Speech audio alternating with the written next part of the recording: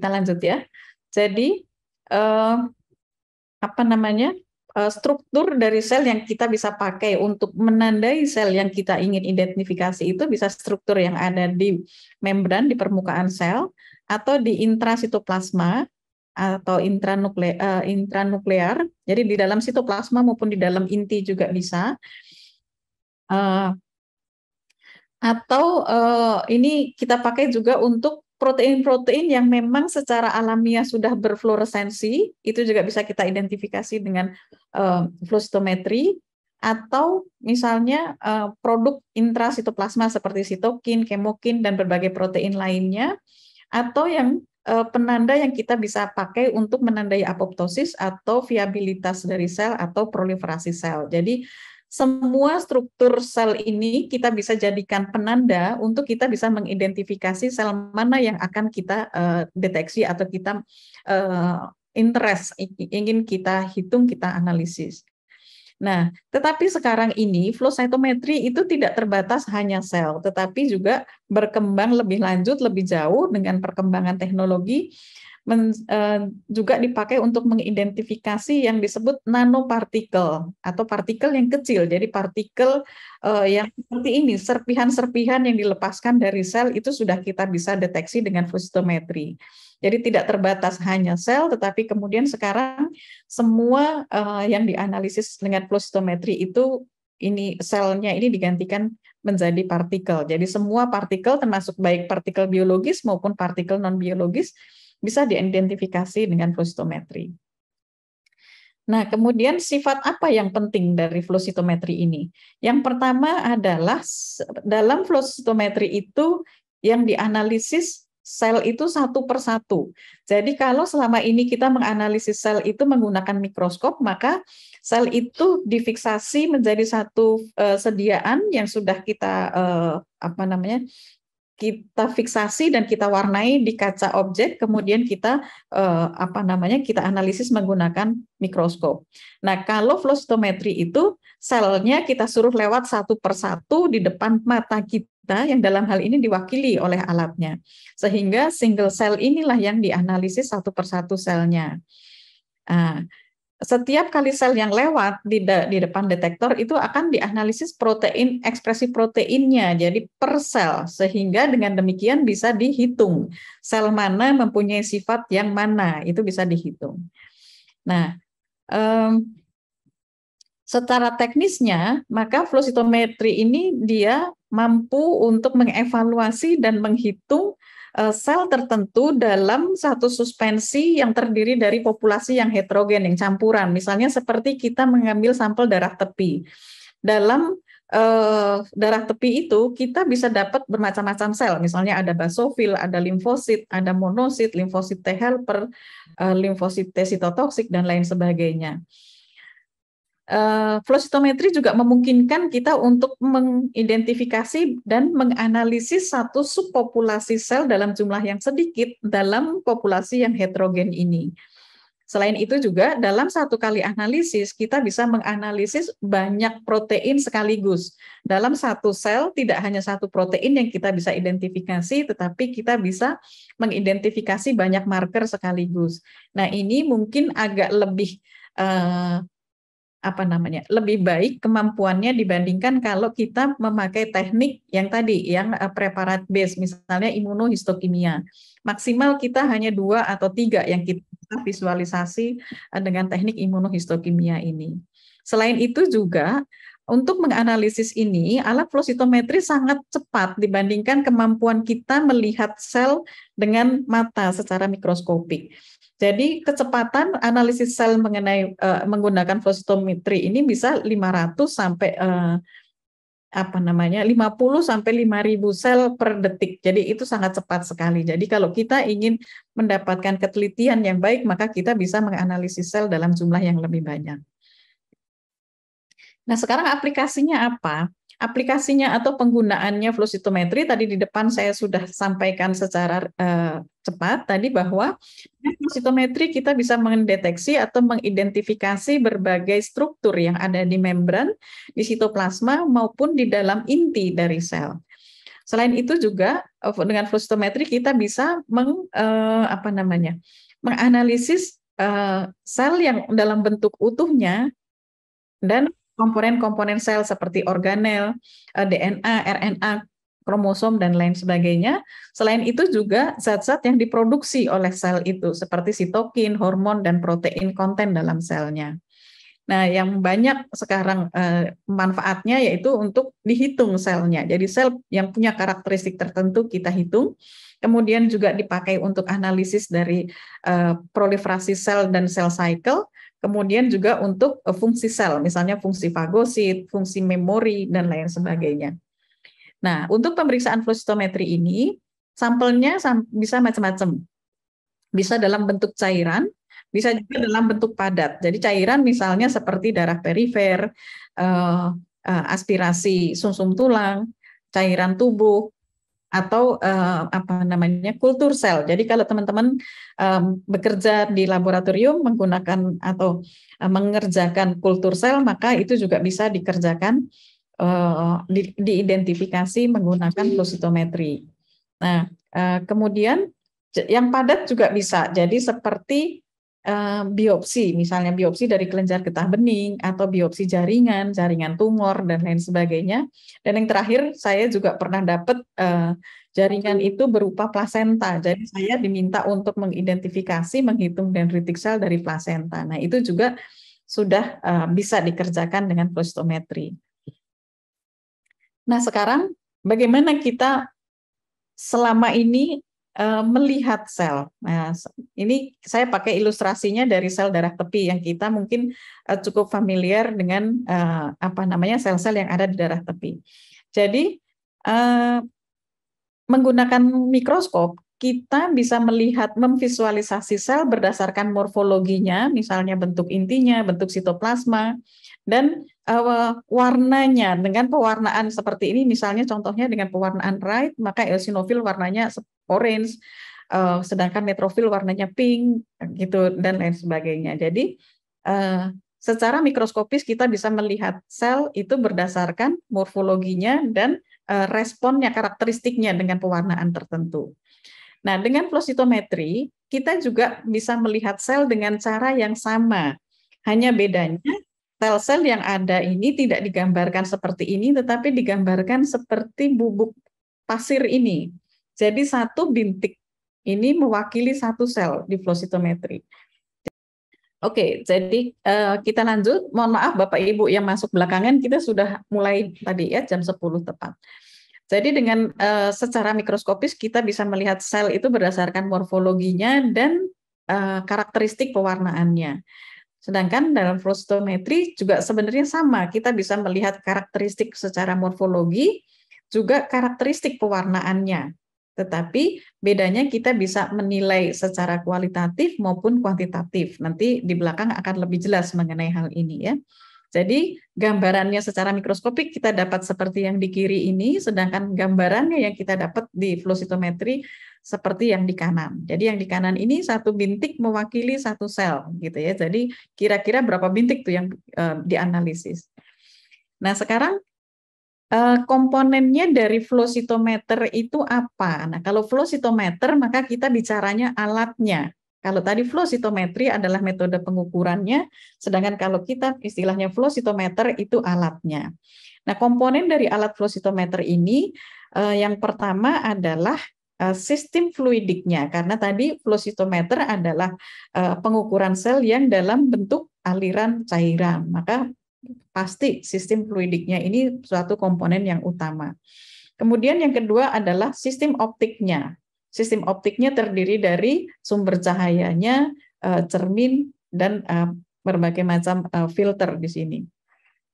Kemudian yang terakhir adalah electronic system, yaitu electronic system itu yang nanti yang mengkonversi sinyal berupa cahaya ini menjadi sinyal elektronik yang bisa dihitung. Nah, sebenarnya flow cytometry ini selain kita bisa menganalisis sel, sebenarnya juga ada kapasitas atau ada fungsi sel sortingnya. Jadi sesudah kita analisis, kalau memang sel tertentu kita akan kumpulkan, itu beberapa alat flow cytometry ada yang sekalian fasilitasnya dipunyai di alat tersebut. Tetapi saya tidak akan membahas komponen cell sorting ini, tetapi saya hanya ingin berfokus pada particle analysis tadi, sesuai dengan topik kita ya.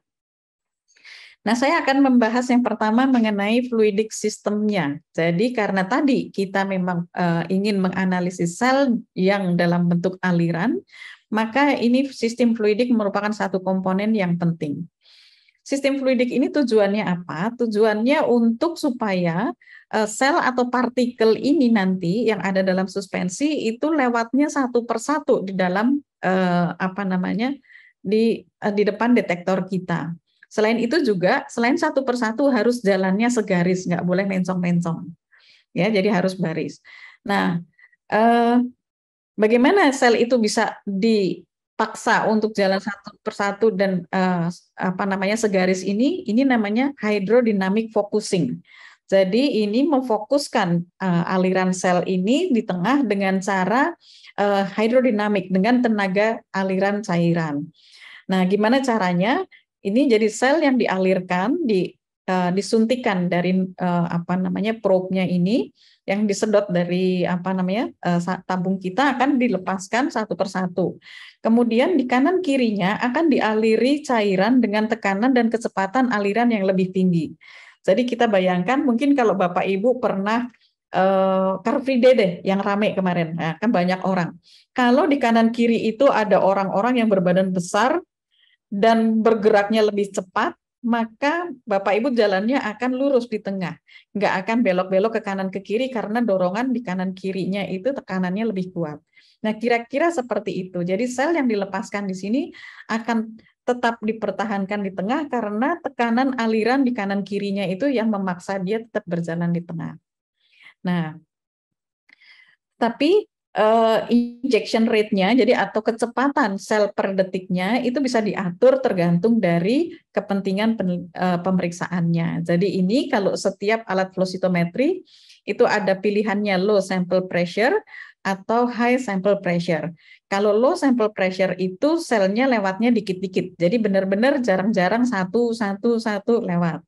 Sedangkan kalau yang high sample pressure ini selnya bergerak lebih cepat. Nah, mana lebih bagus? Dua-duanya bagus tergantung dari kebutuhan kita mau menganalisis. Misalnya kalau kita menganalisis positif negatif, misalnya seperti hitung sel CD4, maka nggak perlu benar-benar presisi sel itu lewat satu persatu karena kita hanya melihat positif negatif misalnya. Jadi seperti ini yang high flow rate ini bisa dipakai kalau hanya kepentingannya untuk hitung sel. Sedangkan kalau kita mau menganalisis benar isi sel, misalnya seperti analisis DNA konten, maka kita harus pakai low flow rate. Jadi selnya harus dipastikan lewatnya satu persatu. Misalnya kita mau melihat ploidi DNA, ya ploidi kromosom. Kalau misalnya sel itu lengket atau coincidence lewat barengan, maka seolah-olah kita dapatnya double diploid, padahal sebenarnya itu dua sel yang jalannya bareng. Nah, itu contohnya kenapa pada analisa DNA kita harus pakai low flow rate. Jadi dipastikan sel itu lewatnya satu persatu. Nah, sel yang lewat satu persatu tadi akan melewati berkas sinar laser akan menembak setiap sel yang lewat. Nah, titik di mana sel ini pas jatuh di berkas sinar laser itu namanya interrogation point. Jadi, pada saat sel ini lewat satu persatu, begitu dia jatuh di titik di mana fokusnya sinar laser, itu namanya interrogation point. Nah, pada saat sel itu di interrogation point, inilah semua sinyalnya, semua parameternya dicatat oleh alat. Jadi recordingnya pada saat sel itu ada di interrogation point. Jadi hanya sesaat satu sel bisa dicatat semua langsung karakteristiknya, gitu ya. Nah, kita harus mulai familiar dengan istilah parameter. Parameter adalah semua karakteristik yang dipunyai oleh sel ini. Tetapi alat tidak tahu apakah itu CD3, CD4, atau protein A, protein B. Alat hanya bisa mengidentifikasi cahaya dalam hal ini. Karena itu nanti semua parameter atau semua karakteristik sel itu diterjemahkan menjadi parameter cahaya oleh alat flow cytometry. Oke. Nah, berikutnya adalah komponen optiknya dari alat flow cytometer. komponen optik seperti tadi sudah saya sampaikan bahwa ini ada laser sebagai sumber cahaya, kemudian ada cermin-cermin dikroik dan filter-filter. Kemudian ada fotodetektor dan foto multiplier tube untuk memperkuat sinyal dari masing-masing sel. Nah, ini perlu Bapak Ibu sekalian ketahui, kalau kita punya alat flow cytometry, maka ini yang perlu kita ketahui. Ini kapasitas alat kita seperti apa. Kalau lasernya hanya satu, biasanya kemampuan alat rata-rata hanya bisa membaca 3-4 warna. Nah, itu nanti hubungannya dengan multicolor flow cytometry. Jadi, seberapa besar kemampuan alat flow cytometry itu untuk mengidentifikasi warna, itu biasanya dipengaruhi juga berapa banyak laser sebagai sumber cahayanya. Nah, selain itu juga ini, dikroik cermin dan filter ini nanti yang akan memilih warnanya, kemudian detektornya. Nah, detektornya ini yang penting. Jadi, berapa warna kemampuannya flow cytometry itu ditentukan dari alat itu punya berapa detektor di dalam di dalam alatnya. Ya, nah inilah yang nanti menentukan parameter tadi. Nah, parameter tadi yang saya sebut di slide awal itu adalah semua data yang diidentifikasi oleh detektor yang ini, itu parameternya. Jadi parameternya berupa forward scatter, side scatter, dan warna yang dipancarkan oleh fluorokrom yang kita pakai, gitu ya. Nah, tadi saya sebutkan di awal bahwa kalau satu laser kira-kira hanya 3 atau 4 warna sekaligus yang bisa diidentifikasi. Tetapi flow cytometer yang sekarang ini, yang baru-baru, itu bisa mengidentifikasi sampai 20 atau bahkan lebih. Nah, alat-alat yang seperti itu lasernya tidak cukup satu, umumnya bisa ada 3, 4, atau bahkan ada yang sampai 6 laser. Jadi ada 6 laser dengan panjang gelombang yang berbeda-beda, sehingga makin banyak juga nanti fluorokrom yang bisa dipakai, sehingga warnanya yang bisa dihasilkan juga berbeda-beda. Jadi ini sistem optiknya dari alat flow cytometer. Nah, bagaimana flow cytometer itu mengidentifikasi sel? Oke, yang pertama adalah dengan berdasarkan light scattering, atau light scattering itu apa namanya? Penghamburan cahaya. Itu untuk mengidentifikasi ukuran dan kompleksitas dari sel. Kemudian flow cytometry mengidentifikasi sel berdasarkan fluorokrom yang dilekatkan pada antibodi monoklonal untuk mengidentifikasi sel.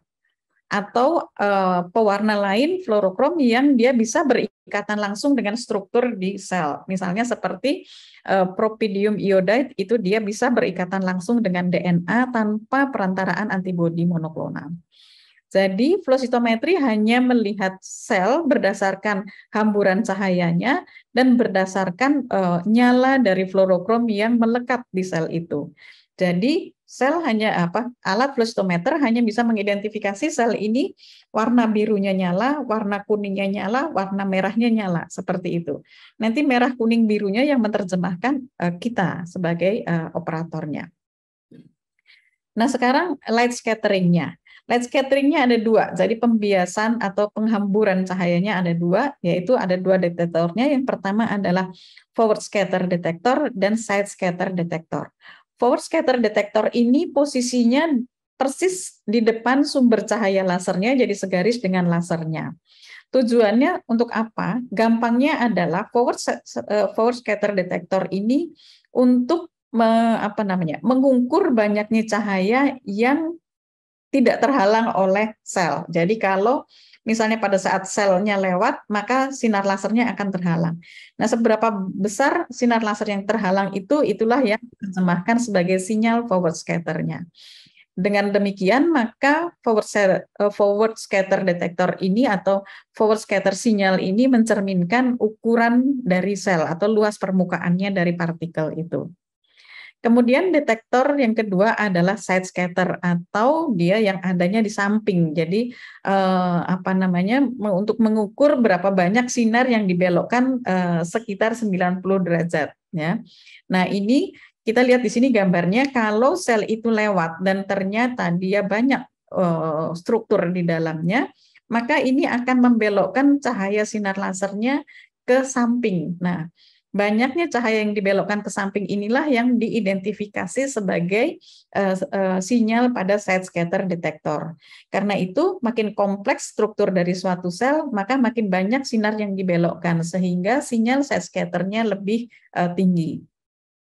Jadi secara ringkasnya bahwa forward scatter itu mencerminkan ukuran dari partikel atau sel, sedangkan side scatter itu mencerminkan kompleksitas internal dari partikel atau sel tersebut. Nah, sekarang berdasarkan dari scattering tadi, maka kita kembali kepada sel di darah tepi, kita dapat di sini paling banyak neutrofil misalnya. Tetapi neutrofil ada neutrofil segmen dan neutrofil batang. Maka kalau dilihat dari ukuran, neutrofil ini ukurannya bervariasi, ada yang gede, ada yang kecil. Kalau misalnya ada sel muda, maka dia juga akan ukurannya lebih besar dan lain sebagainya. Maka neutrofil ini akan jatuh di titik yang seperti ini. Jadi kalau dia secara ukuran bervariasi, maka kita lihat sinyal forward scatternya dia bervariasi, melebar. Ya kan, demikian juga side scatternya, granular kompleksitasnya. Kita lihat di sini ada yang segmen, ada yang batang.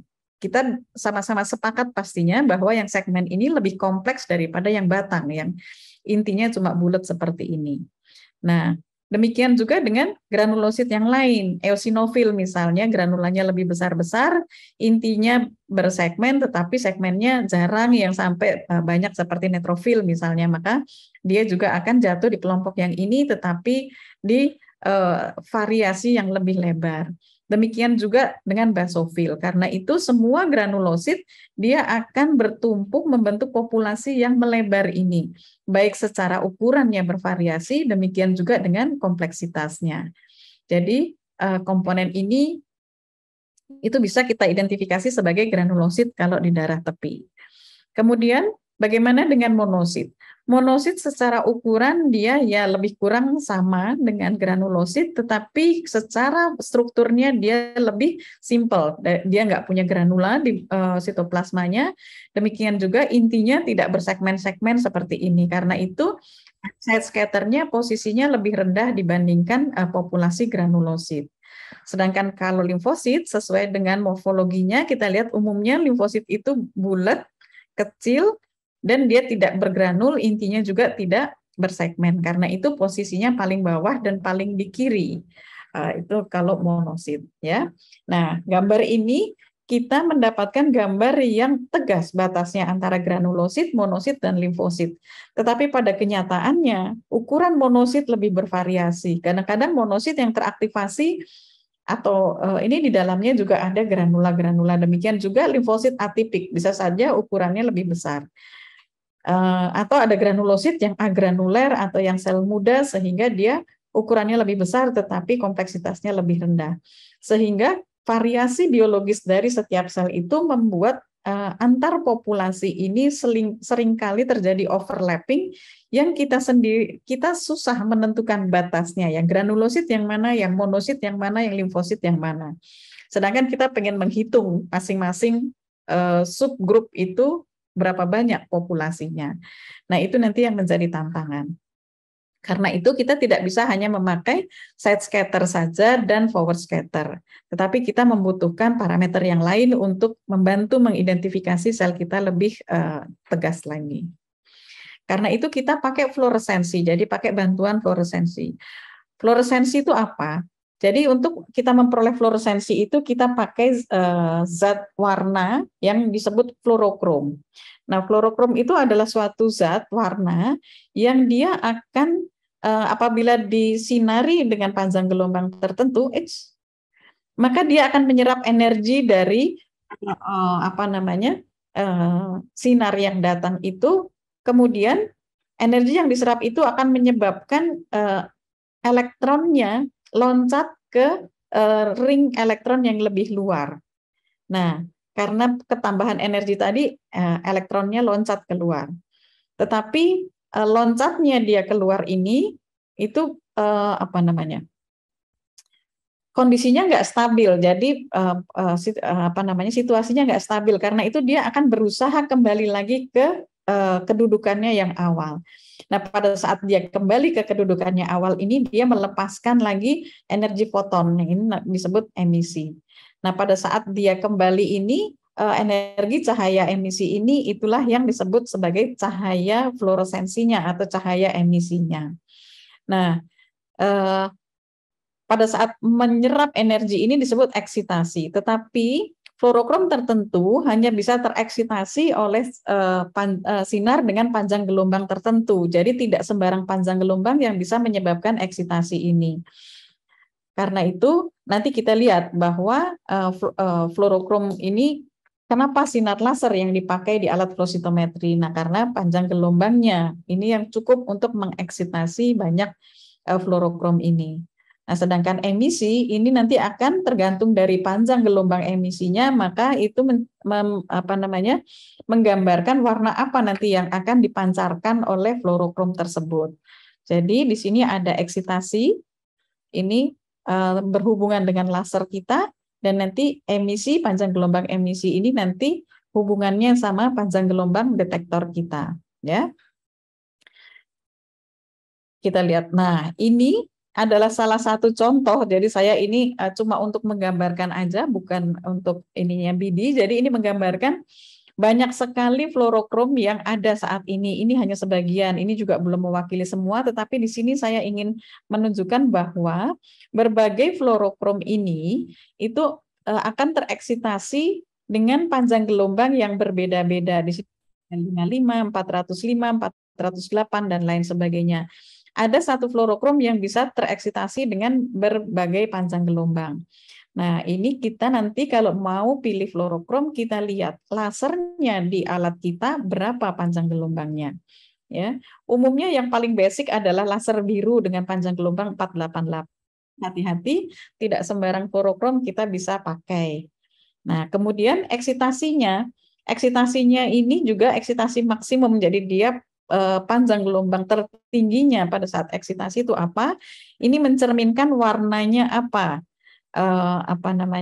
Fluorokrom itu nanti. Jadi ini ada yang dieksitasi dengan dia jadi violet munculnya, dengan ini hijau dan lain sebagainya. Ini FITC ini memancarkan warna hijau, kuning, orange, merah, deep far red dan infrared. Jadi ini macam-macam fluoresensinya. Dan kita dilihat di sini, maka tidak semua alat itu punya kemampuan untuk mendeteksi semua fluorokrom. Jadi ini tergantung dari spesifikasi dari alat itu masing-masing. Karena itu ini nanti harus dijadikan patokan, dijadikan pedoman pada saat kita memilih fluorokrom yang akan kita pakai. Kalau pakai kit atau panel yang IVD itu biasanya mereka sudah pilihkan kombinasinya. Sedangkan kalau kita mau penelitian, nah biasanya vendor itu akan ngasih kita satu list antibodi monoklonal dengan semua fluorokrom yang ada. Nah, mana yang kita mau pilih? Gitu ya, walaupun saya suka warna ungu, tetapi nggak bisa selalu warna ungu saya pakai karena alat saya nggak punya laser 355 misalnya, seperti itu ya. Jadi ini berbagai fluorokromnya. Begitu juga dengan kalau kita mau mengkombinasi tadi, maka kita nggak bisa mengkombinasikan misalnya CD3 saya label dengan fluorokrom warna hijau, kemudian CD8 saya label dengan warna hijau juga. Nah, itu alat akan melihat keduanya sebagai barang yang sama karena sama-sama warna hijau. Tadi di depan saya sudah menyampaikan bahwa alat nggak peduli dengan protein apa yang kita identifikasi, tetapi alat hanya peduli dengan warnanya. Jadi hijau, kuning, merah, orange, dan lain sebagainya ini. Ya. Nah, kemudian tadi, selain hanya positif negatif, nyala hijau atau tidak, nyala kuning atau tidak, maka ada satu hal lagi yang penting di sini adalah intensitas fluoresensi. Intensitas fluoresensi itu gampangnya adalah apakah nyalanya terang atau nyalanya redup. Nah, itu kita bisa bedakan juga dengan flow cytometry. Intensitas ini ditentukan dari apa? Intensitas itu ditentukan dari banyak sedikitnya kandungan protein atau ekspresi protein yang kita jadikan target itu di sel tersebut. Contohnya seperti ini, misalnya kalau sel tertentu dia hanya mengekspresikan protein X misalnya atau protein CD4 lah, CD45 kita bisa sebut, ini ekspresinya rendah, sedangkan limfosit misalnya ekspresi CD45-nya tinggi. Maka bisa dipahami bahwa kalau limfosit diwarnai dengan fluorokrom yang melabel antibodi CD45, maka limfosit nyalanya akan lebih terang daripada sel lainnya ini yang cuma sedikit molekul CD45 di permukaannya. Nah, ini dasar pemikirannya, kira-kira nanti kalau di prakteknya adalah seperti ini. Jadi, mean fluorescence index ini, jadi kita bisa mengidentifikasi dua sel yang berbeda yang punya intensitas fluoresensi yang berbeda. Ini di gambar kanan yang B ya, yang di atas. Nah, kalau ini kita bisa mengidentifikasi dua populasi sel yang berbeda. Sedangkan kalau kita lihat di gambar bawahnya yang C, kadang-kadang kita akan menjumpai sel atau populasi yang bentuknya lonjong. Dan ada juga populasi yang bentuknya bulat. Nah, kalau sel dengan populasi yang bentuknya lonjong ini menggambarkan bahwa intensitas ekspresi dari protein yang kita jadikan target itu bervariasi. Jadi ini satu ekspresi yang heterogen. Sedangkan kalau yang bulat itu menggambarkan ekspresinya homogen.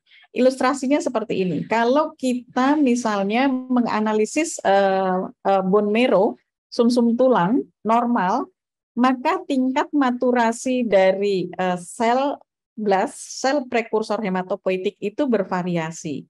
Nah, dengan maturasi yang bervariasi ini, misalnya kita tandai CD34-nya, maka ini menggambarkan CD34 yang mulai paling tinggi, misalnya levelnya hematopoietic stem cell, kemudian makin matur dia akan makin berkurang. Nah, itulah yang akan menyebabkan populasi yang heterogen dan membentuk populasi yang bentuknya lonjong seperti ini. Tetapi kalau misalnya pada pasien leukemi yang misalnya blastnya homogen semua satu jenis atau satu level maturasinya, maka itu akan membentuk populasi yang bulat seperti yang di kanan ini. Jadi kalau dua populasi yang terpisah ini menunjukkan dua populasi sel yang berbeda dengan intensitas fluoresensi yang berbeda, sedangkan kalau dia lonjong tetapi satu populasinya, maka ini satu populasi dengan ekspresi yang heterogen.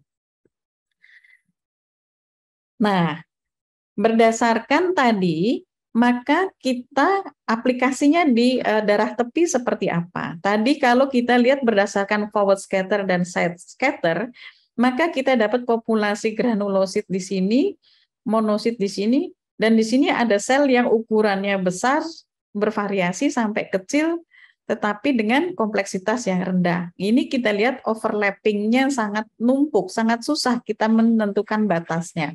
Apakah granulositnya sampai bawah atau cuma di sini saja? Nah, ini yang cukup sulit kita lihatnya.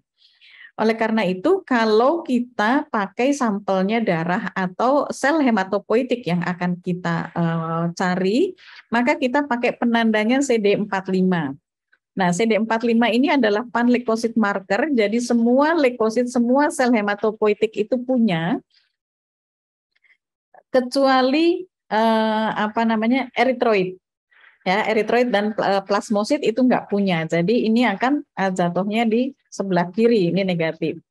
Tetapi intensitasnya berbeda-beda. Misalnya, atau yang intensitasnya tertinggi adalah limfosit, maka dia akan jatuh di posisi paling kanan.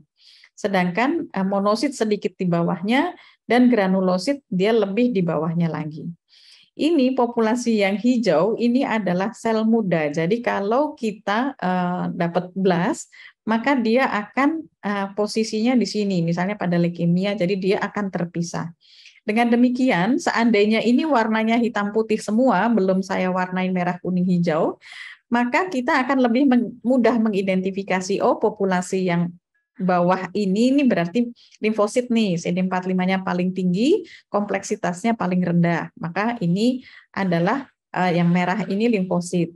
Sedangkan yang ungu kalau kita lihat sini populasinya bentuknya lonjong ke atas. Jadi kita tahu bahwa kompleksitasnya bervariasi, tetapi ini lonjongnya tegak lurus ke atas. Artinya apa? Intensitas ekspresi CD45-nya homogen. Jadi semua sel granulosit ini mau besar, mau kecil, mau granulanya banyak atau sedikit, dia punya ekspresi CD45-nya banyak. Nah, kalau kita lihat di sini populasi yang hijau, populasinya bulat, seperti yang sebelumnya saya bahas di slide sebelumnya, maka ini menggambarkan satu populasi sel yang homogen. Jadi ini kalau ada seperti ini biasanya kita curiga ada sel abnormal, biasanya ada keganasan kalau selnya sangat homogen seperti ini. Ya, jadi dengan penambahan marker yang diekspresikan dengan intensitas yang berbeda-beda, maka untuk sel hematopoietik kita bisa menentukan batas populasinya lebih mudah dan lebih tegas. Nah, tetapi dengan penggunaan multicolor tadi, kita harus waspada dengan adanya yang disebut spectral overlap. Karena sebenarnya warna hijau, kalau Bapak Ibu sekalian masih ingat pelajaran di SMA dulu, jadi hijau itu pada waktu kita belajar gambar lah, hijau itu kita dapat dari mencampur warna biru dan warna kuning.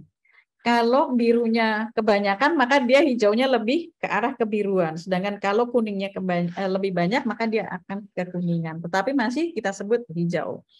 Jadi demikian juga dengan detektor warna hijau. Detektor warna hijau itu punya range. Tidak satu titik panjang gelombang yang dideteksi, tapi dia range panjang gelombang tertentu. Nah, range ini dia overlap dengan range-nya panjang gelombang warna kuning. Nah, ini yang namanya disebut spektrum overlap. Warna hijau kekuningan yang terdeteksi di detektor warna kuning. Begitu juga yang kuning kehijauan, dia bisa saja terdeteksi di detektor warna hijau. Nah, itu namanya spectral overlap. Ini terutama yang menjadi tantangan kalau kita pakai multicolor flow cytometry. Makin banyak warna yang kita pakai, maka tantangan ini makin besar. Ya, nah, tetapi bukan berarti tidak ada cara untuk mengatasinya. Ada yang disebut namanya kompensasi. Di setiap alat flow cytometry itu ada kompensasi. Gambarannya seperti apa? Jadi kalau hijau terbaca di kuning itu istilahnya spillover. Spillover jadi loncat ke tetangganya, luber ke tetangganya. Tandanya seperti apa? Nah, tandanya kalau ada populasi yang bersudut 45 derajat, ini seperti di gambar yang kanan atas. Ini kalau ada populasi yang jatuh di atau membentuk garis 45 derajat, maka ini bisa dipastikan bahwa ini adalah spillover. Dia hanya satu marker saja, tetapi terdeteksi di kedua detektor tadi. Nah, ini harus dideteksi sehingga ya ini dipastikan apakah ini sebenarnya PE saja atau FITC saja. Jadi ini dua fluorokrom yang berbeda. FITC itu hijau, PE itu kuning. Ini proses ini namanya kompensasi. Kompensasi ini harus dikerjakan instrument setting sebelum kita mulai membaca selnya. Caranya bagaimana kita melakukan kompensasi ini? Maka kita pakai satu tabung yang berisi satu fluorokrom saja. Kalau misalnya saya punya tabung yang saya warnai dengan warna hijau saja, FITC saja, maka nggak boleh ada sinyal positif di PE, di kuning, nggak boleh ada sinyal positif. Karena itu ini harus dikompensasi, diturunkan sampai terjadi gambar seperti yang di bawah. Nah, ini baru yang terkompensasi dengan baik. Jadi populasi yang sama dengan kompensasi yang bagus, gambarnya seperti ini. Kalau tidak kita kompensasi, apa jadinya? Nah, kalau kita tidak kompensasi, nanti pada saat kita melakukan analisis, bisa jadi terjadi false positif untuk parameter yang satunya. Misalnya, contohnya seperti ini. Misalnya kalau FITC itu kita pakai untuk mewarnai antibodi anti CD3 misalnya. Sedangkan PE itu CD19. Nah, kalau normalnya tidak ada sel B yang punya marker CD3.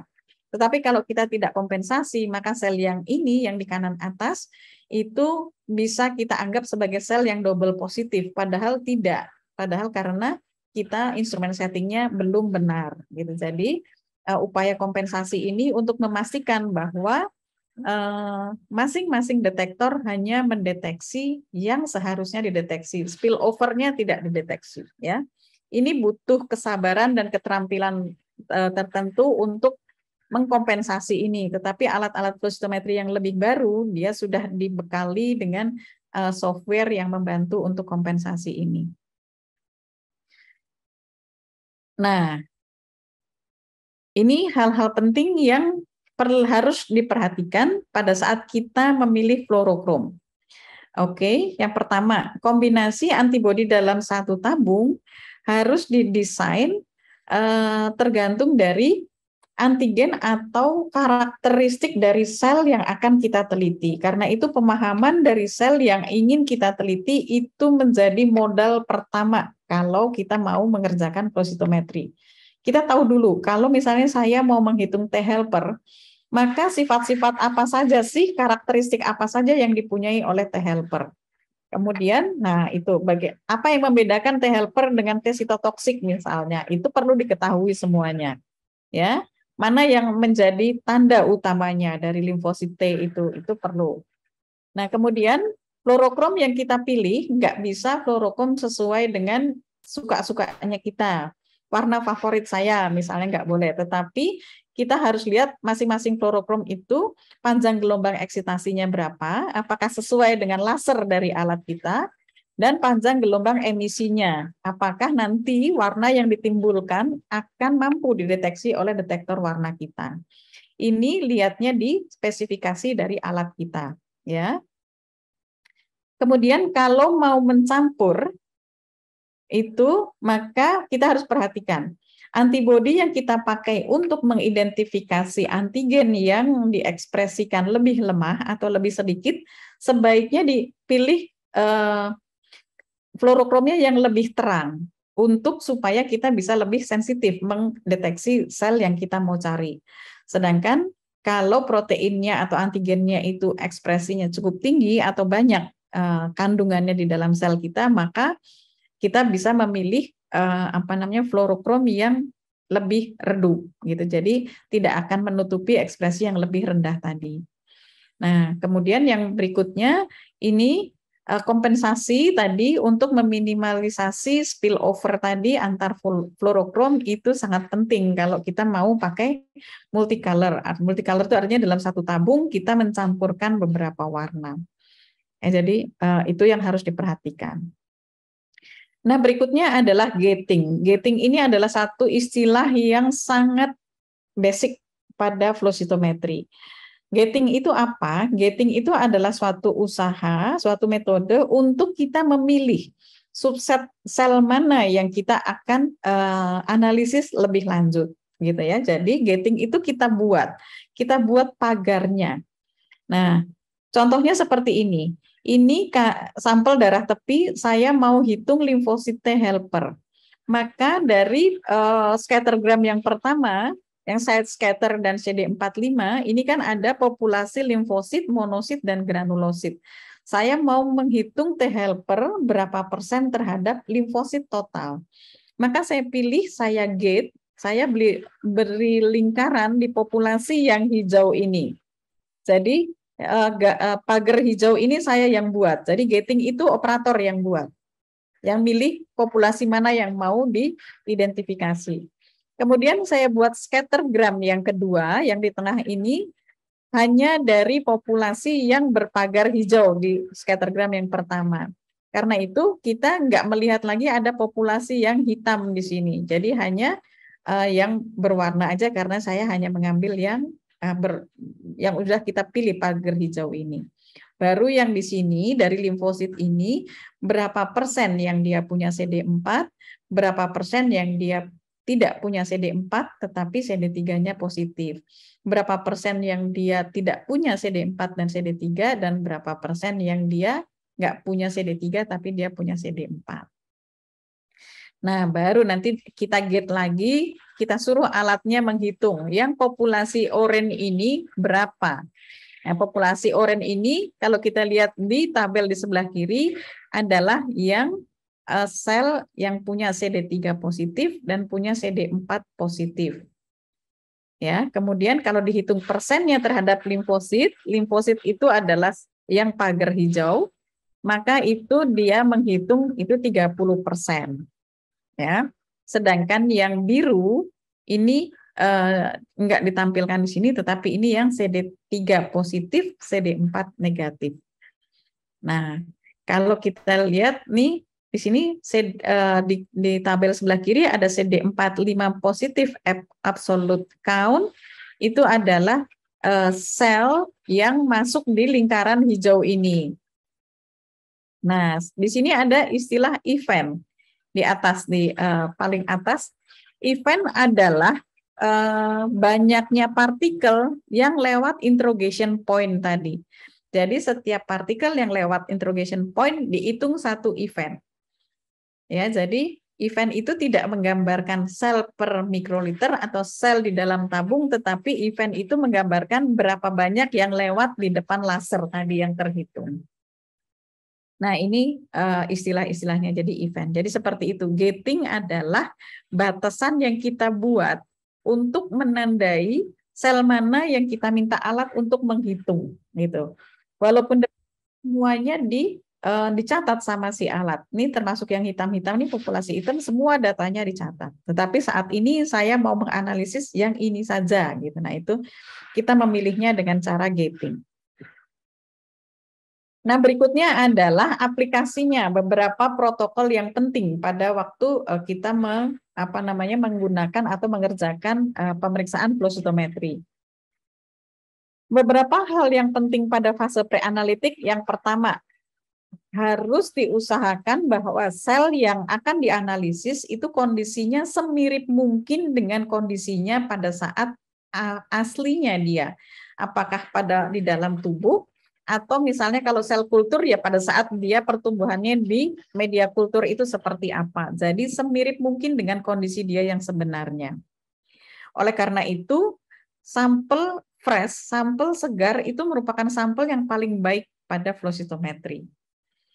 Kalau harus ditunda, maka kita memerlukan bahan yang bisa mengawetkan. Yang pertama, kalau bahannya cair, misalnya darah tepi atau aspirasi sumsum tulang, maka kita harus kasih antikoagulan. Antikoagulan yang paling baik itu atau yang paling tidak menginterferensi nanti pemeriksaan yaitu K3-EDTA dan natrium heparin. Itu untuk darah perifer dan sumsum tulang. Kalau bentuknya jaringan atau biopsi, termasuk biopsi sumsum tulang, maka ini nggak boleh untuk diawetkan dengan formalin seperti kalau kita mau PA. Kenapa?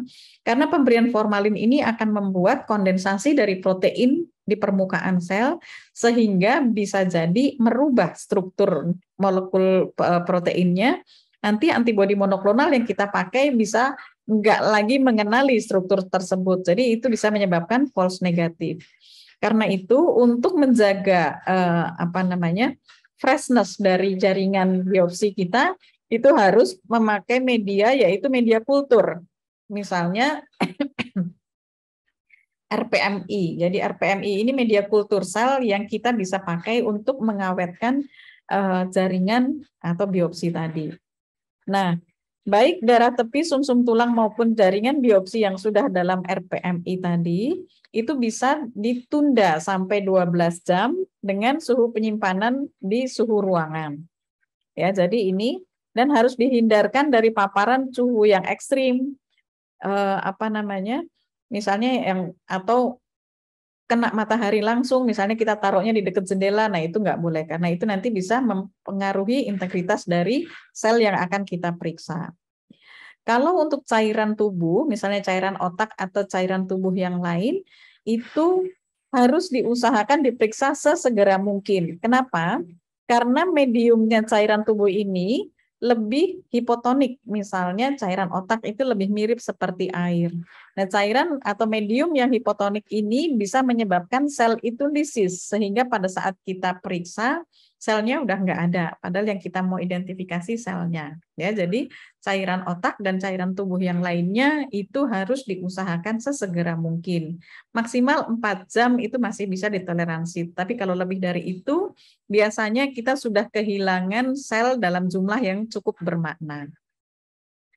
Nah, yang penting di sini adalah bahwa sampel itu nggak boleh dibekukan, karena proses beku cair ini menyebabkan sel itu menjadi lisis, sama seperti kalau kita menunda cairan tubuh.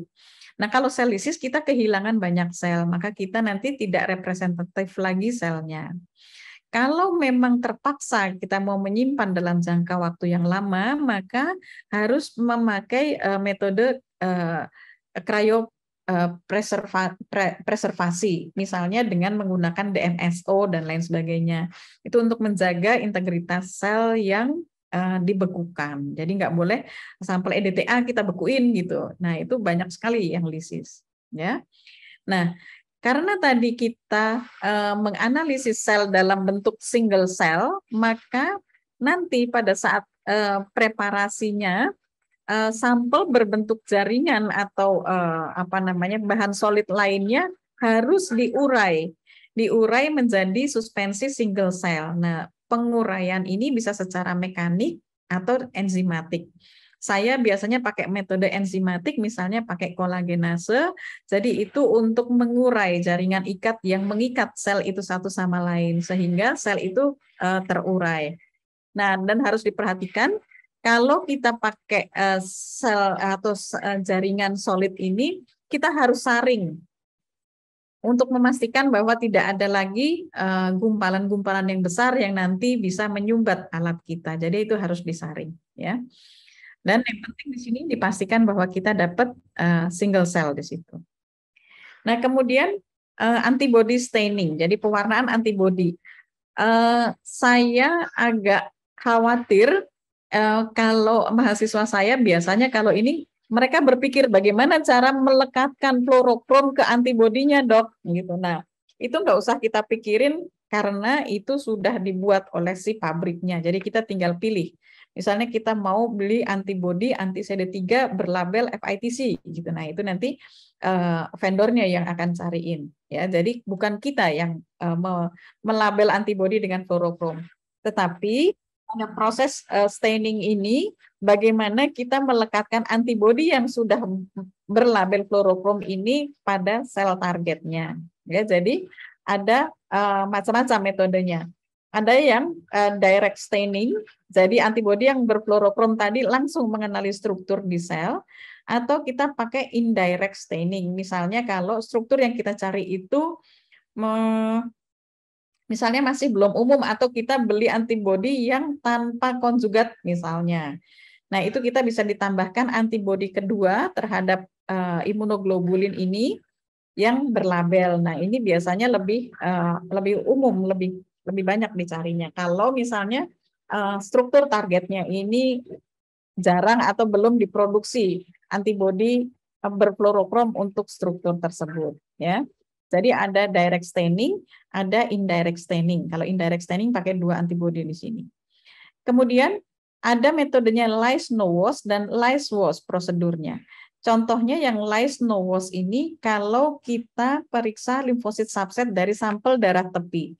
Yang di lyse apanya? Yang di lyse ini yang dilisiskan itu adalah eritrositnya.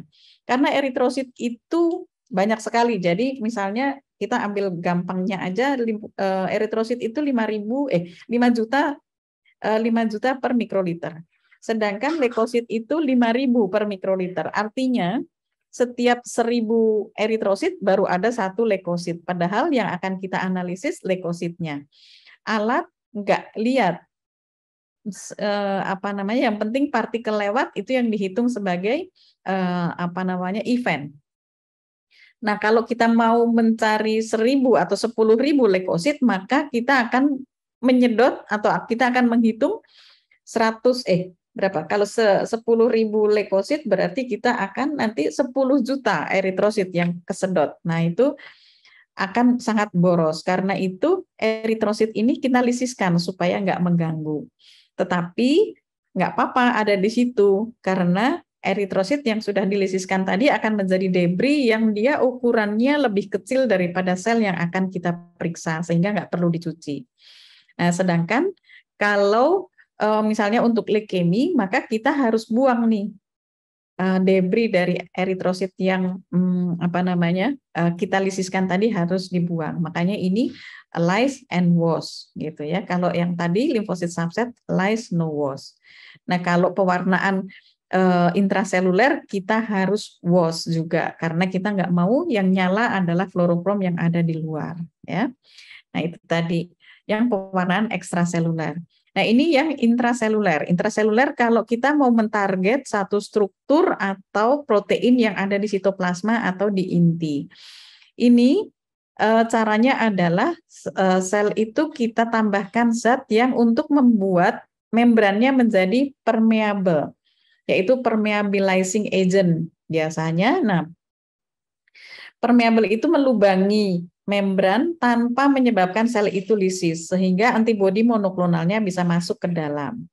Nah, kalau kita double, misalnya ada ekstraselulernya juga baru intraselulernya, maka kita warnai dulu yang di permukaan, yang surface markernya kita warnai dulu, baru habis itu ditambahkan permeabilizing agent, baru ditambahkan antibodi yang kedua. Nah, habis itu harus dicuci karena kita nggak mau warna atau fluoresensi yang dideteksi adalah fluoresensi yang nyangkut di luar. Jadi kalau kita pakai intracellular staining maka harus pakai metode washing. Jadi harus dicuci berkali-kali supaya antibodi yang di luar ini tidak ikut terbaca.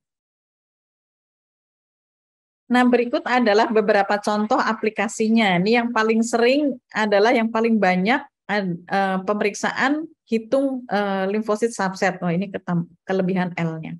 Jadi limfosit subset ini untuk menghitung limfosit T helper, sitotoksik, limfosit B dan NK. Ya, ini saya potong separuh. Jadi ini untuk menghitung limfosit T dan T helper dan T sitotoksik.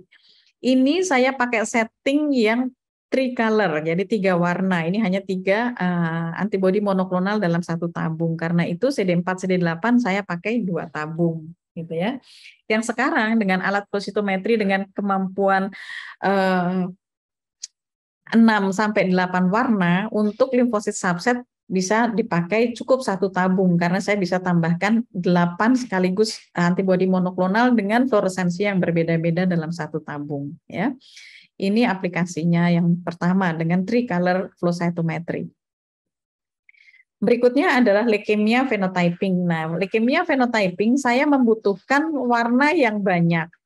Karena itu dengan model 4-color flow cytometry, jadi flow cytometry yang hanya mampu membaca 4 warna, maka saya butuh serangkaian tabung. Ini kalau Bapak Ibu lihat di atas, ini ada tub 2, tub 3, tub 4, tub 5, tub 6, sampai 10. Ini saya pakai untuk ini. Karena saya membutuhkan marker yang banyak, tetapi alat saya hanya mampu membaca 4 warna, sehingga nggak bisa dimasukin dalam 1 tabung.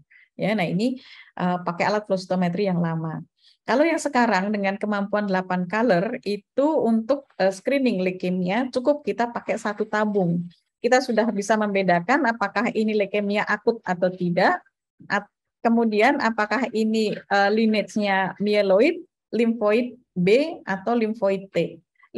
Itu bisa dibedakan dengan cukup 1 tabung yang bisa sudah bisa mendeteksi leukemia phenotyping. Jadi itu keuntungannya dengan makin banyak warna kita bisa pakai atau mampu kemampuannya flow cytometry kita, maka kita makin hemat tabungnya. Itu juga makin hemat sampelnya. Kalau seperti ini saya harus membagi sampelnya menjadi 10 tabung dan yang paling penting setiap tabung harus ada marker yang mengkaitkan satu sama lain. Jadi harus ada CD34-nya, harus ada CD45-nya di semua tabung. Nah, itu juga membuat lebih boros penggunaan antibodi monoklonalnya. Ya, tapi ini salah satu panel yang dulu di awal kita kembangkan untuk identifikasi leukemia. Nah, di sini kita lihat populasi yang biru ini, yang biru muda ini, yang CD34-nya positif dengan CD45-nya negatif. Jadi ini adalah sel blast. Jadi sel blast atau hematopoietic stem cell itu memang ekspresi CD45-nya rendah dengan 34-nya positif. Kemudian kita lihat ini dengan gating. Jadi pemberian warna ini berdasarkan gating yang saya buat. Jadi si biru muda ini punya marker apa saja. Nah, kita bisa lihat di sini bahwa biru muda ini ternyata juga positif untuk CD33. Itu markernya mieloid. Kemudian CD2-nya negatif, CD10, CD7 negatif, CD19 dan CD3 negatif, tetapi di sini kita lihat CD13-nya ini populasinya memanjang, berarti dia ekspresi CD13-nya heterogen. Gitu cara membacanya ya. Kemudian HLA-DR-nya positif, ini populasinya bulat lagi. Tetapi dia MPO-nya negatif dengan 79A-nya heterogen, CD20-nya negatif. Nah, ini baru kita bisa simpulkan leukemia kita. Jadi pasien ini leukemi betul karena ada CD34 yang banyak sekali.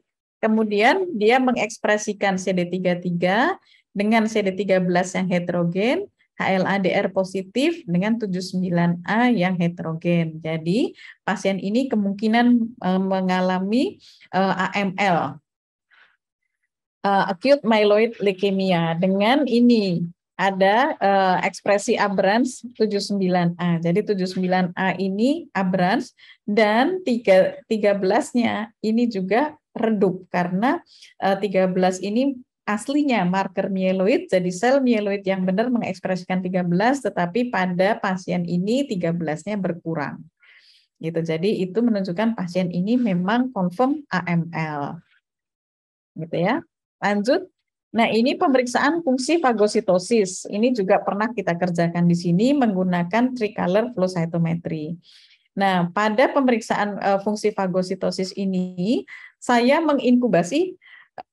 Saya nggak pakai antibodi monoklonal kalau ini, tetapi fluorokromnya saya dapat dari bakteri, dalam hal ini pakai E. coli yang sudah kita warnai dengan FITC, warna hijau. Darah saya atau sampel darahnya saya isi dengan E. coli yang sudah berwarna hijau ini. Sebagai kontrolnya saya taruh inkubasi di 0 derajat. Jadi ini ada 2 tabung, tabung 1 tabung tes dan tabung 1 tabung kontrol. Tabung tes itu saya inkubasi 37 derajat, sedangkan tabung kontrol 0 derajat. Setelah inkubasi dan saya stop, kemudian saya analisis di sini. Saya pilih, ini saya gate di populasi granulosit.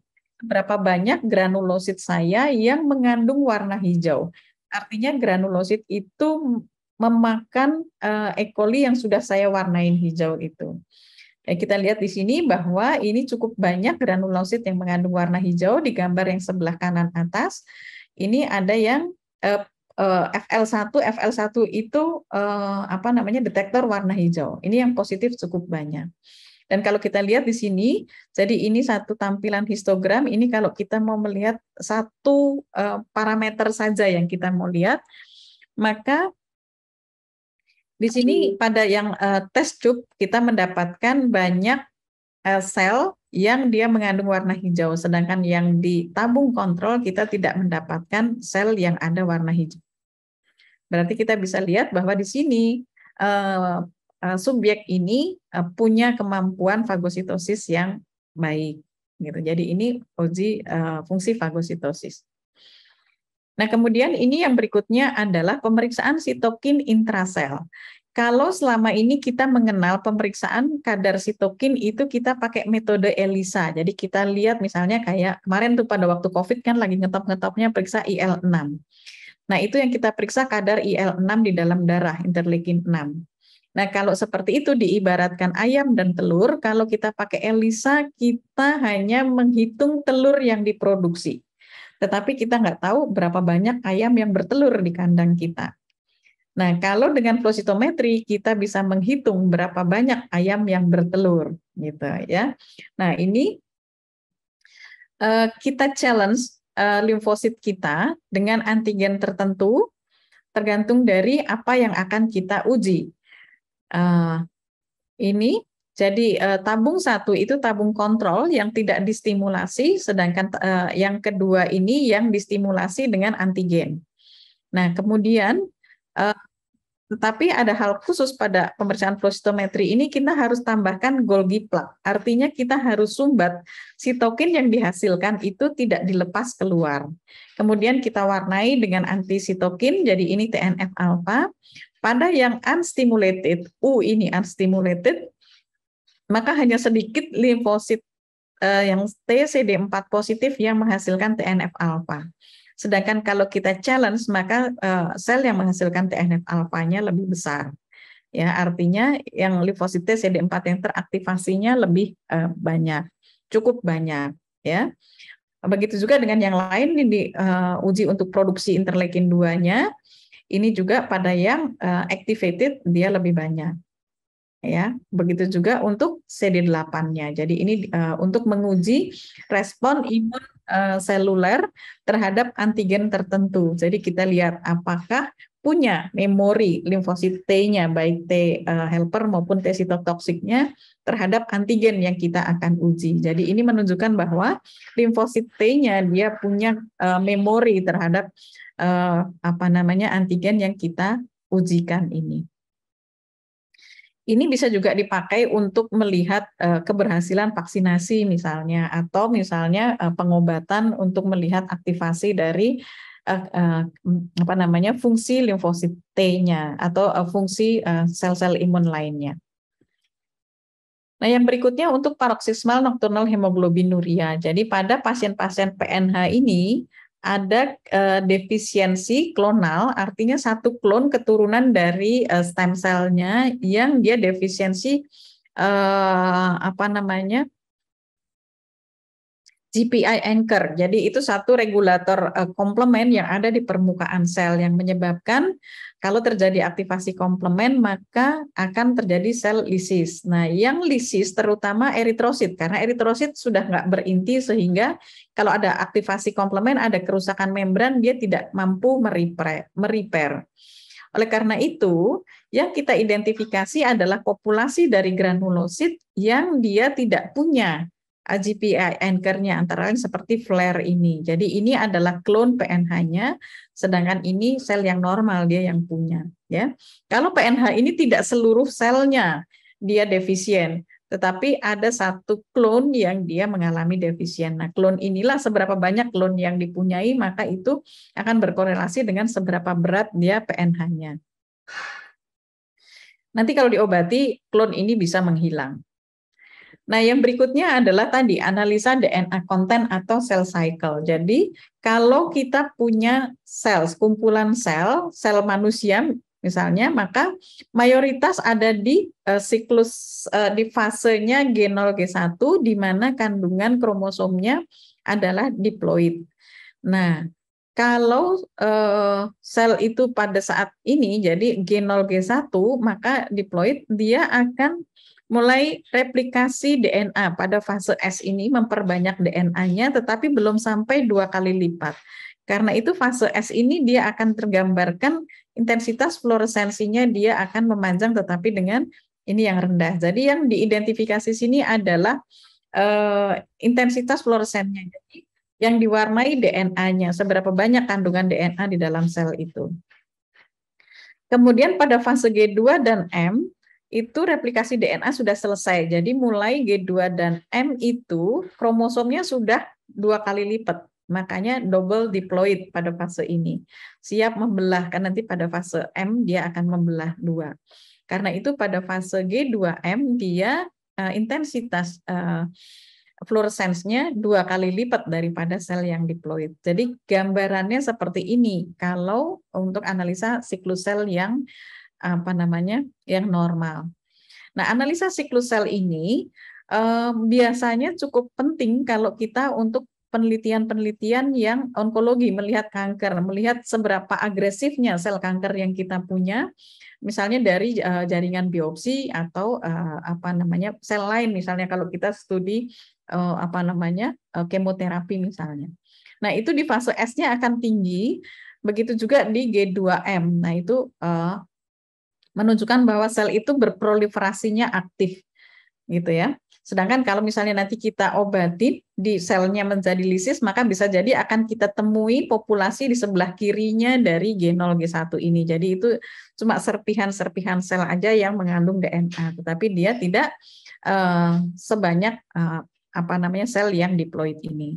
Jadi ini sangat bermanfaat kalau kita studi onkologi misalnya, ini cukup penting untuk memahami DNA konten dan cell cycle analysis ini. Yang berikutnya adalah circulating tumor cell. Circulating tumor cell ini adalah biasanya sejawat dari bedah tumor itu cukup banyak mengerjakan penelitian ini. Contohnya misalnya yang pernah saya kerjakan beberapa studi mengenai ini pada kanker payudara. Jadi pada saat pasien itu secara klinis belum diketahui atau belum teridentifikasi adanya metastasis, bisa jadi pada saat itu sudah ada sel tumornya yang lepas di sirkulasi dan dia berpotensi suatu saat nanti menimbulkan metastasis yang jauh. Nah, identifikasi circulating tumor cell ini cukup penting untuk menentukan strateginya, apakah pasien ini perlu ditambahkan kemoterapi atau tidak, atau harus lebih agresif kemoterapinya atau radioterapinya dan lain sebagainya. Jadi ini bisa juga untuk prediksi. Demikian juga pernah dilakukan pemeriksaan apakah core biopsi, artinya kalau kita biopsi itu menginjus terjadinya metastasis. Nah, itu kita bisa identifikasi dengan deteksi circulating tumor cell. Tetapi ini cukup complicated pengerjaannya karena kita mencari 1-2 sel di antara ribuan leukosit yang ada di darah tepi, yaitu satu tantangan tersendiri. Nah, yang berikutnya adalah deteksi multidrug resisten. Nah, ini cuma contoh aja. Jadi adanya P-glikoprotein dan MRP, itu satu protein transmembran yang dia berfungsi sebagai channel untuk membuang zat-zat asing dari dalam sel keluar. Nah, pada beberapa penelitian ini diduga bahwa kalau P-glikoprotein dan MRP-nya ini hiper atau overekspresi pada sel kanker, maka ini menjadikan kanker tersebut menjadi resisten terhadap kemoterapi. Jadi karena dia tugasnya untuk membuang zat-zat asing dari dalam, jadi kalau obat masuk dia buang lagi, obat masuk dia buang lagi, sehingga obatnya tidak bisa efektif pada pasien itu.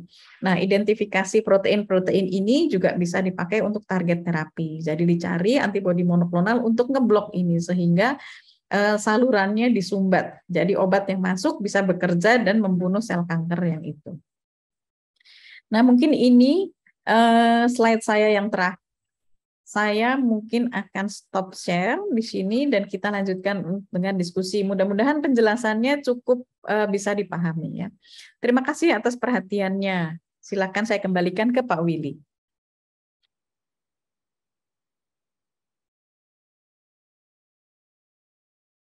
Baik, terima kasih banyak Dr. Dewi atas materi yang disampaikan. Luar biasa dan banyak sekali ilmu yang buat saya baru ya, buat saya. Dan sepertinya cukup lama sebetulnya, cuman buat saya tidak terasa lama. Sekarang sudah 1 jam lebih materi ini disampaikan. Oke, baik, selanjutnya kita masuk ke tanya jawab, tapi saya tidak melihat ada chat tanya jawab di sini dari peserta. Jadi mungkin kepada para peserta, jika ada pertanyaan boleh di chat atau boleh dibuka ininya suaranya. Ini kita ini suaranya sudah bisa di-unmute masing-masing. Jadi apabila peserta ada pertanyaan, boleh nanti buka untuk bertanya langsung. Baik, ada pertanyaan? Jika belum ada, ini saya ada pertanyaan untuk Dr. Dewi. Oke, sambil menunggu ya Dok ya. Ini Dr. Fatma mau tanya kayaknya. Dia nulis. Dr. Fatma, silakan Dr. Fatma. Boleh nanya langsung. Silakan Dok. Terima kasih. Halo Dokter Dewi, Mbak Dewi. Terima kasih sharing ilmunya bagus banget terpana mendengarnya tadi tuh. Pokoknya kejar-kejar mencatat. Takut materi nggak dibagi. Kalau dibagi ya alhamdulillah. Boleh. Dok, mau bertanya. Ini tadi kan aplikasinya banyak ya dok ya. Rencana kami mau beli, tapi tentu melobi direkturnya agak susah. Tapi Pak lihat kan gunanya luar biasa ya. Ke orang ongko, ke orang PA, kita PK juga bisa pakai. Nah, ada satu pertanyaan pengalaman Dokter Dewi yang kesusahan selama ini lah. Jadi kalau kita cari blast, ini pertanyaan paling susah dijawab di orang-orang anak. Dia mau cari apakah ada blast di LCS. Nah itu pengalaman Dokter Dewi itu bisa dipakai nggak dok? Itu barangkali. Terima kasih dok. Iya, terima kasih Dokter Fatma. Saya doakan mudah-mudahan cepat dapat ya, Pekanbaru cepat dapat flow cytometry. Oke, jadi saya cukup banyak melakukan pemeriksaan blast di cairan otak. Bahkan saya pernah penelitian mungkin lebih dari 100 pasien yang kita identifikasi untuk adanya blast di cairan otak. Sebenarnya bisa dipakai. Tetapi tantangannya adalah kalau kita mencari blast di cairan otak, pertama, sampelnya benar-benar nggak boleh ketunda. Itu satu, karena kan cairan otak itu sifatnya seperti air. Jadi kalau ketunda itu selnya gampang lisis banget gitu ya. Kemudian yang kedua, kita harus pekatkan Dokter Fatma. Jadi kita sentrifuge dulu, kita buang sedikit supernatannya, kemudian kita resuspensi. Jadi mirip seperti kita mengerjakan sedimen urin. Nah, jadi lebih terkonsentrasi selnya, jadi kemudian kita bisa warnai. Tetapi pewarnaannya saya nggak pakai marker yang lengkap seperti kalau kita mau leukemia phenotyping, tetapi kita hanya mengidentifikasi apakah ada sel muda di situ. Jadi cukup itu aja, tetapi lineage-nya saya nggak identifikasi. Gitu, tips and trick-nya kalau LCS. Terima kasih dokter. Insya Allah kami pakai lah. Sudah ada kami sebenarnya kalau di RSUD, cuman belum dipakaikan untuk yang ini. Nah besok-besok kan enak tuh. Terima kasih dok. Sama-sama. Oke, sambil menunggu Pak Willy silakan pertanyaannya.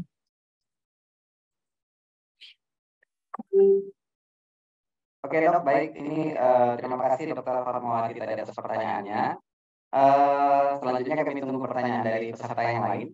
Jadi ini sambil menunggu peserta yang lain bertanya, ada pertanyaan dari saya dok.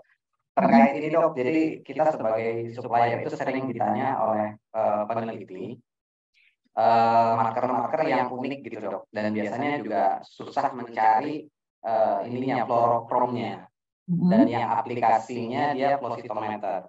Nah, sering kita temui yaitu antibodinya ada, fluorescence-nya ada, tapi tidak aplikasinya bukan flow cytometer gitu dok. Itu apakah bisa dipakai? Oke. Kalau misalnya untuk penelitian yang markernya unik dan dia sebenarnya sudah ada antibodinya tetapi belum desain sedemikian rupa untuk flow cytometry misalnya untuk ELISA atau sebagainya. Kita bisa pakai tadi yang indirect staining Pak Willy. Misalnya ada mouse anti misalnya SEP70 misalnya. Nah, SEP70 satu protein yang bisa diperiksa secara ELISA, tetapi kita mau pakai untuk flow cytometry. Kita bisa, misalnya itu mouse anti SEP70, maka kita tambahkan konjugatnya anti mouse yang berlabel fluorochrome. Jadi kita pakai indirect staining kalau seperti itu. Jadi itu bisa diusulkan. Tetapi memang itu harus divalidasi dulu sebelum penelitiannya berjalan. Jadi itu harus diuji coba dulu. Kalau teknik yang kita modifikasi sendiri gitu, tetapi itu satu hal yang bisa kita kerjakan. Oke, baik dok. Berarti bisa dicari alternatifnya ya dok ya? Ya. Oke, baik. Alternatifnya bisa seperti itu. Memang sekarang ini penelitian kan banyak sekali ya. Flow cytometry itu sebenarnya yang membatasi adalah pengetahuan kita mengenai sel, mengenai karakteristik sel. Itu yang membatasi. Mau sampai sejauh mana flow cytometry ini dipakai. Jadi itu sangat terbuka. Jadi ini banget tantangan banget. Nah sekarang nanti tantangannya buat Pak Willy dan teman-teman nih. sekarang sudah mulai banyak populasinya flow cytometry yang color-nya di atas 10 gitu. Nah, itu tantangannya lebih besar lagi. Oke, baik. Terima kasih banyak, Dok, atas jawabannya. Ini ada pertanyaan dari Dr. Mita Pradini. Saya bacakan pertanyaannya, Dok, ya. Ya. Izin bertanya, Dokter, jika sampelnya berupa jaringan, berapa minimal ukuran atau berat dari jaringannya? Bagaimana kita memastikan jaringan tersebut mewakili parameter yang mau kita cari? Terima kasih, Dok. Oke. Kalau sampelnya berupa jaringan, berapa banyak yang kita perlukan sampelnya? Nah, itu tergantung dari jaringan yang kita akan ambil. Contohnya misalnya kalau saya pada waktu saya penelitian dengan plasenta, misalnya dengan sampel plasenta, nah di plasenta itu kita tahu cukup banyak jaringan ikatnya banyak, selnya macam-macam gitu. Kalau kita mau menghitung limfosit T dari plasenta, nah itu tantangannya adalah di plasenta yang utama bukan sel itu, karena itu kita membutuhkan sampel yang cukup banyak. Jadi kira-kira sih itu cuma sekitar 1 sentimeter kubik ya kira-kira pada waktu saya plasenta itu. Tetapi beda halnya kalau kita mau identifikasi epitel misalnya. Kemarin ada dokter THT, dia mau melihat kerusakan epitel di farinks, maka itu ternyata hanya sekitar secubit, hanya sedikit banget, hanya sekitar 0,3 cm, itu saya bisa mendapatkan epitel cukup banyak. Nah, karena yang mau dilihat adalah kerusakan epitelnya, maka sampel yang sedikit itu sudah cukup mewakili gitu. Jadi seperti itu, tergantung dari jaringannya, tergantung apa yang kita mau cari. Gitu. Oke, baik. Terima kasih banyak, Dokter. Mungkin ada Ibu Mita Pradini, apakah sudah jelas kira-kira? Oke, sudah berarti ya, Dok, ya. Oke, selanjutnya ada pertanyaan dari Ibu Dwi Pratami. Pertanyaannya adalah, apakah ada kiat-kiat untuk melakukan gating pada penelitian yang belum diketahui kontrol positifnya, Dok? Ya. Kiat-kiat untuk gating pada penelitian yang belum diketahui kontrol positifnya, ya memang kita kita idealnya harus cari yang kontrol positifnya, atau kita berdasarkan dari teori misalnya kita itu cukup sulit kalau misalnya suspensi kultur sel gitu, di mana selnya satu jenis dan kita nggak tahu apakah positif atau negatif, positifnya seberapa. Nah itu kita kita memang harus mencari sel apa yang positif, mengekspresikan marker yang kita akan cari. Contohnya seperti tadi, pada waktu saya mengidentifikasi circulating tumor cell, kan kita nggak tahu pasien itu beneran ada nggak selnya, kan breast cancer itu waktu itu selnya sel epitel. Jadi kita bikin sampel kontrol positifnya dengan cara kita masukin sel lain, sel epitel yang sesuai dengan epitel yang kita mau cari itu ke dalam sampel darah. Dan kita titrasi, misalnya yang ini sekian ribu sel per mikroliter darah, yang ini diturunin gitu. Jadi untuk kita melihat sensitivitas kemampuan teknik kita untuk melihat ini, kita memang harus mencari sel yang positif. Jadi kita tambahin sel lain yang memang kita ketahui dia mengekspresikan marker yang kita mau cari gitu. Jadi memang itu harus pakai yang kontrol positif dulu untuk kita bisa tahu seberapa tingkat positifnya, karena kadang-kadang juga sel atau partikel ada yang autofluorescence. Jadi dia nggak diapa-apain juga dia memang mengekspresikan fluoresensi segitu. Jadi memang kita harus punya kontrol positifnya. Kontrol positifnya paling ideal adalah kita pakai sel lain sebenarnya. Yang kita tahu memang mengekspresikan protein yang kita mau cari itu. Jadi memang harus cari kontrol positif. Oke, baik. Berarti jawabannya adalah perlu dicari kontrol positifnya, Dok, ya. Oke. Selanjutnya ada pertanyaan dari Pak Heri. Silakan Pak Heri, dinyalakan ininya mikrofonnya. Assalamualaikum, Dr. Dewi. Waalaikumsalam warahmatullahi. Dok, pertama-tama terima kasih materinya luar biasa tadi, sampai mau nanyanya agak bingung, mungkin banyak peserta yang mungkin tidak nanya karena sudah terkesima dengan apa yang disampaikan dengan materi yang disampaikan Dr. Dewi.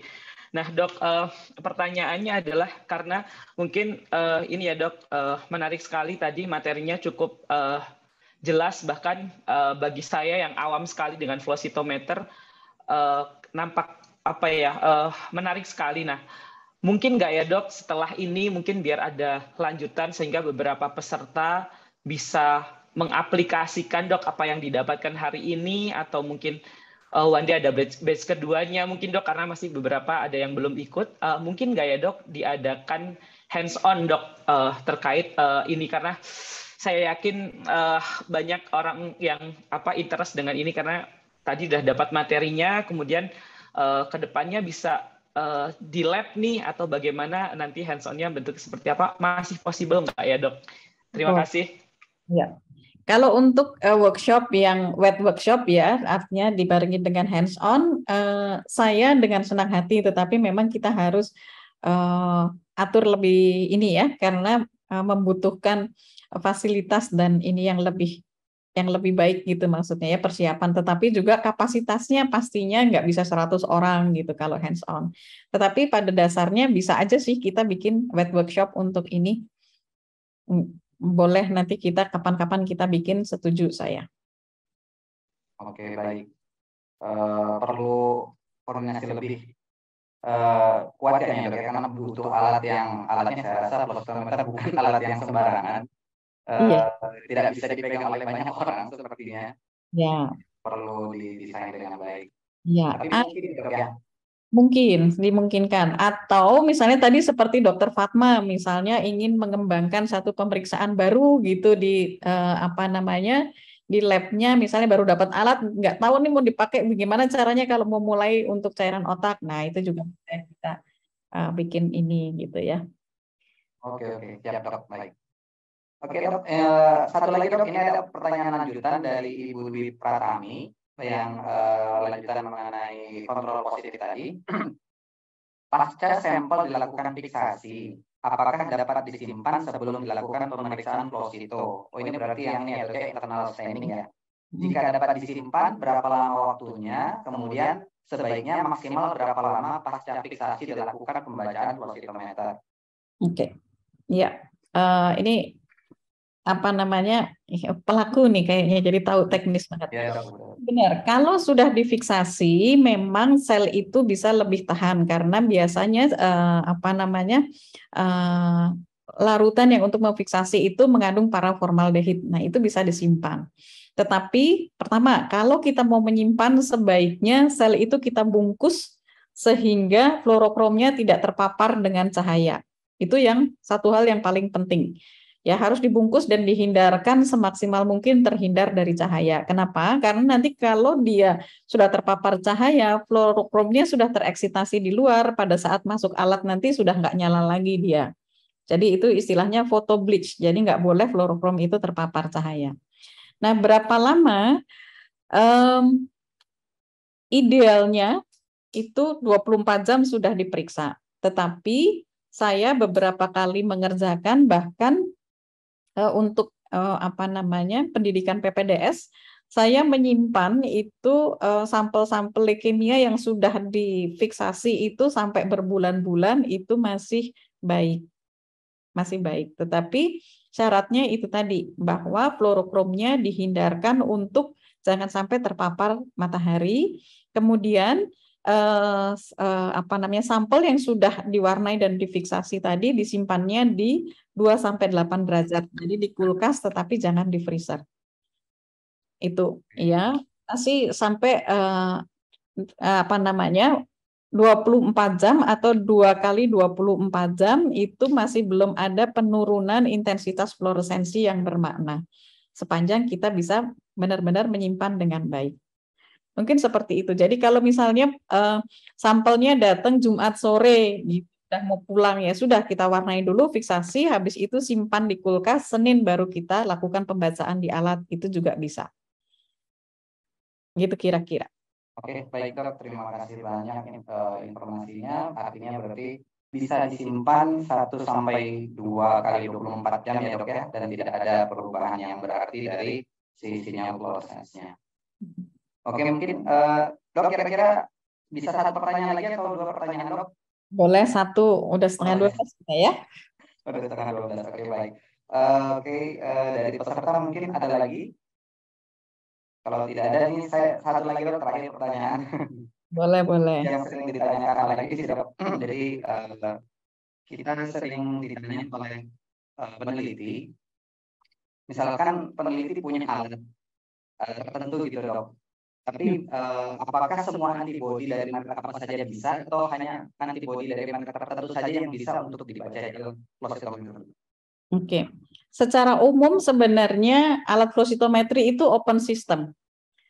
Open system sepanjang itu tadi, panjang gelombang eksitasinya dan panjang gelombang emisinya masuk dalam range-nya spesifikasi si alatnya. Jadi kalau dia tereksitasi dengan laser yang dipunyai alat dan emisinya juga dia mampu dideteksi oleh alat, itu boleh dipakai. Jadi flow cytometry itu tidak nggak terikat brand gitu ya. Jadi itu yang bisa sih ini. Tetapi kadang-kadang memang perlu kalau kita pakai brand baru gitu ya, pakai merek yang bukan alatnya, maka kita perlu juga dilihat, perlu dititrasi apakah antibodinya terlalu pekat atau background positifnya terlalu banyak gitu. Nah, itu setiap penelitian harus memvalidasi lagi sebenarnya takaran antibodi monoklonalnya yang untuk dipakai seberapa.